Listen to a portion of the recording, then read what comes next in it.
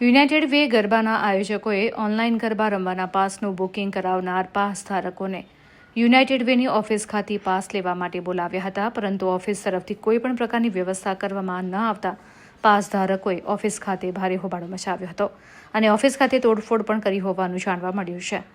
નવરાત્રિને લઈને ખેલૈયાઓમાં અનેરો ઉત્સાહ જોવા મળી રહ્યો છે, ત્યારે મોંઘાદાટ ગરબાના પાસો ન મળતા આજે યુનાઇટેડ વેના ગરબામાં આયોજકોએ ઓનલાઈન બુકિંગ લીધા બાદ પાસ લેવા માટે ખેલૈયાઓને રૂબરૂ બોલાવ્યા બાદ પણ કોઈ વ્યવસ્થા નહીં હોવાથી ભારે અંધાધૂંધી સર્જાઈ હતી. ભીડને કારણે દિવાલનો કાચ તૂટતા 2 મહિલા અને સિક્યુરિટી ગાર્ડ સહિત 3ને ઈજા પહોંચી છે. સ્થળ પર પોલીસને બોલાવવી પડી છે અને ખેલૈયાઓ ઓફિસમાં આયોજકોની હાય હાય બોલાવી રહ્યા હતા, ત્યારે મોટી સંખ્યામાં ખેલૈયાઓએ ઓફિસમાં હોબાળો મચાવ્યો હતો. તમામ ખેલૈયાઓને યુનાઇટેડ વે ગરબા ગ્રાઉન્ડ પર બોલાવતા તમામ ખેલૈયાઓ રોષે ભરાયા હતા અને આયોજકો દ્વારા પોલીસને જાણ કરાતા ઉચ્ચ અધિકારીઓ ઘટના સ્થળ ઉપર દોડી આવ્યા હતા અને એકત્રિત થયેલી ભીડને શાંત કરવાનો પ્રયત્ન કરવામાં આવ્યો હતો, પરંતુ તમામ ખેલૈયાઓ રોષે જોવા મળ્યા હતા અને તેઓએ રૂપિયા આપ્યા છતાં પાસ ન મળતા યુનાઇટેડ વેની ઓફિસ ખાતે હોબાળો મચાવ્યો હતો.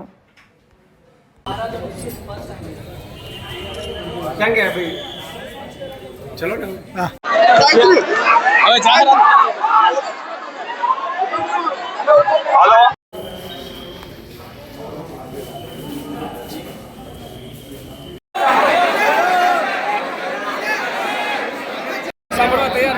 એટલે કે મેલજી લાસ્ટ पे पोस्ट मुकाई दो भाई जल्दी आप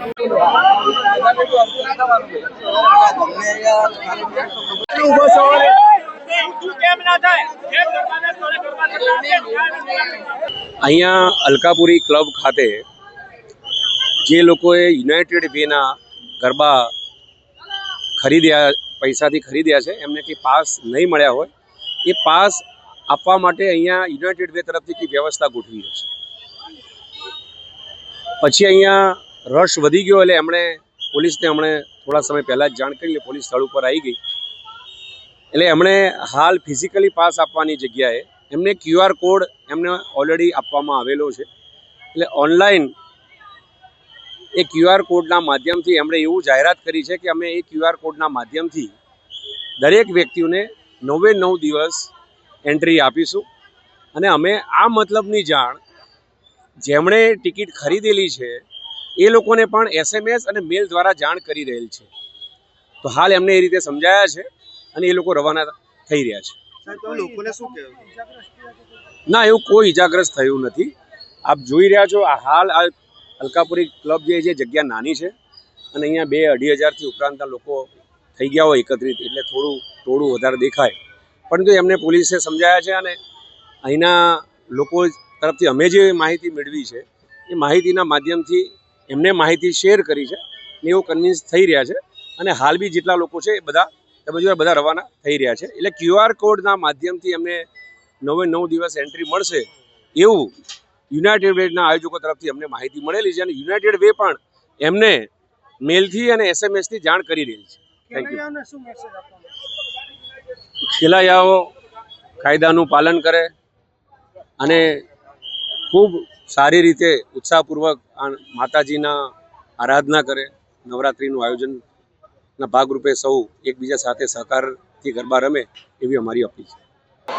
નમસ્કાર વડોદરાની પ્રજાને, ગરબા પ્રેમીઓને.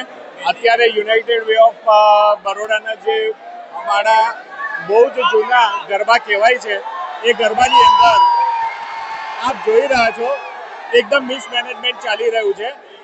પ્લેયર છે, બોયઝ અને ગર્લ્સના પાસના ઘણા રૂપિયા ખર્ચ્યા છે પણ એ લોકોને અત્યારે પાસ માટે સ્ટ્રગલ કરવી પડે છે અને આ પાસ આટલી બધી જનમેદની સાથે કોઈને પણ અત્યારે પ્રોવાઈડ થઈ રહ્યા નથી. તો યુનાઇટેડ વે ઓફ બરોડાના આયોજકોને નમ્ર વિનંતી કે આનું જલ્દીથી જલ્દી સોલ્યુશન કરે અને આ ખેલૈયાઓને જલ્દીથી જલ્દી ન્યાય મળે અને પાસ મળે એ રીતના ગોઠવણ કરવામાં આવે.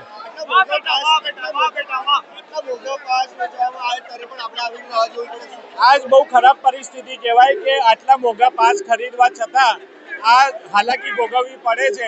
એના માટે તદ્દન બહુ જ ખોટી વસ્તુ કહેવાય. અમે યુનાઇટેડ વે ઓફ વડોદરાના પાસ કરાયા હતા 1 મહિના પહેલાના પાસ કરાયા છે, હજુ પાસ આયા નથી. અલકાપુરી ક્લબમાં અમને કલેક્ટ કરવાનું કીધું. તમે અહીંયા આવીને જુઓ કેટલું ટોળું છે, અંદર દરવાજો તોડીને કાચ તોડી નાખ્યા છે. લોકો અમને ધક્કા મારે છે, પોલીસવાળા સપોર્ટ નથી કરતા.